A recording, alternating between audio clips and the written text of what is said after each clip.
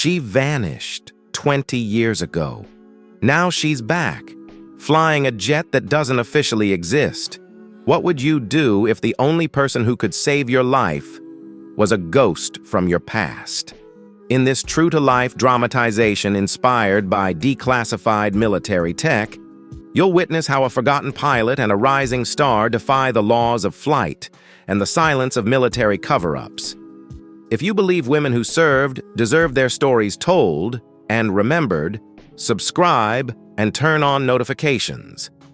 This is how we honor their strength. Lieutenant Commander Eliza Everett had seen a lot in her 17 years with the Navy, but nothing prepared her for what blinked onto her radar at 0400 hours aboard the USS Gerald R. Ford.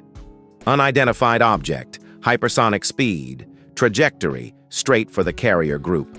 Worse, 3 of their defense systems failed, seemingly at once. Communications were scrambled. Jamming signatures matched none of the known playbooks. Eliza's hand hovered over the emergency alert key. She'd spent years telling herself it was all in her head. The anomaly she'd seen in a test flight 2 decades ago, the voice that had cracked through a dead channel, the accident that wasn't one. But now, staring at this impossible flight pattern, she knew. This wasn't a threat. It was her. Colonel Alexandria Thorne, declared KIA in 2005 during the final Wraith program test flight. No wreckage recovered, no black box, just a funeral, and a warning not to ask questions. Halfway across the Pacific, Captain Artemis Callahan and her Phantom Squadron scrambled out of Kadena Air Base. An alert for imminent threat, weapons free, defensive formation, but the transmission came not from Central Command, it came from the Ford. And the voice on the other end? Commander Everett, shaken and strangely hopeful. Phantom Lead, be advised. Target demonstrates anomalous aerial behavior. Proceed with caution. The whole thing felt wrong. Radar showed interference, signal jumps. Phantom Lead's own systems went haywire. Then the call came in. Avalanche actual to all birds. Stand down, target acquired. That call sign had been buried with Thorne. High above the sea, an aircraft streaked past Artemis like lightning, sleek, low-sounding, gliding as if it bent air itself. No heat signature, no weapons fired. But within seconds, the incoming threats, later identified as autonomous Chinese drones, were wiped clean off the radar. No explosions, just gone. When Artemis hailed the mysterious craft, the reply made her blood run cold. Been a while since someone called me by name. Colonel Alexandria Thorne, United States Air Force. I suspect that's not in your database anymore. Back on deck, chaos turned to reverence. Eliza Everett ran past security, up to the flight line, where the unidentified aircraft was landing without clearance.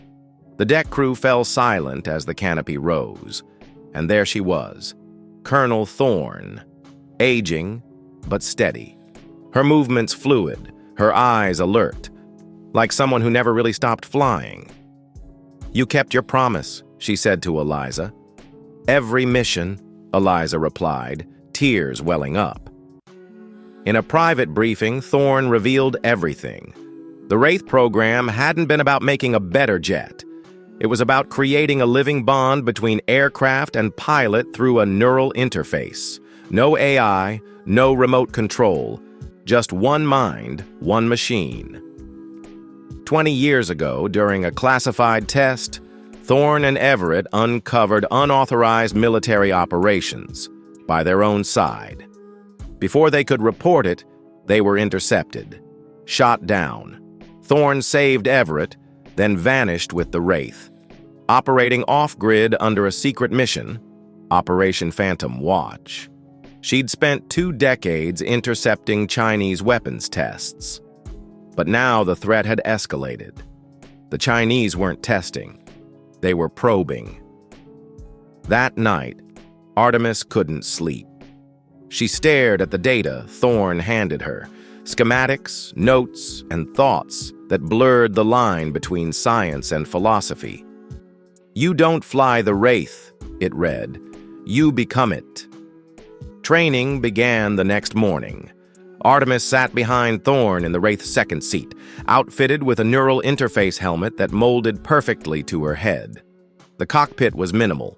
No wall of gauges, no redundant screens, just intent. Just connection.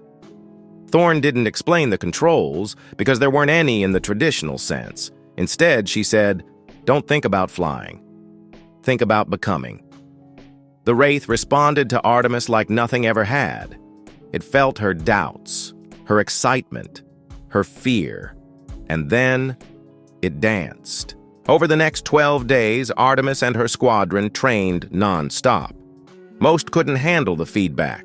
Nausea, disorientation, a sense of losing oneself. But Artemis thrived. Her bond with the Wraith grew.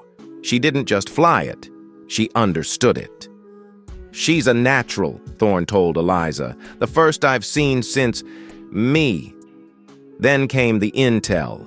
China planned to neutralize a carrier group, a show of force, a live test. This group, this ship. Evacuation wasn't an option. Their drones could track over thousands of miles. Artemis looked at Thorne. "I'll go with you," she said. The mission launched before dawn. No public record, no call signs logged, just two women, one aircraft, and a sky full of silence. They penetrated Chinese airspace undetected, tracked the command node behind the drone swarm, and in 11 minutes, it was over. No lives lost, no war declared. Just a signal sent. "We see you."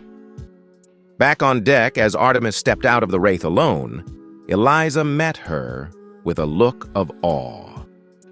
"How was it?" she asked. Artemis smiled faintly, like becoming the future. If stories like this move you, if you believe women who serve deserve more than silence, hit subscribe and turn on notifications. Let's honor their courage by never letting them fade into the shadows.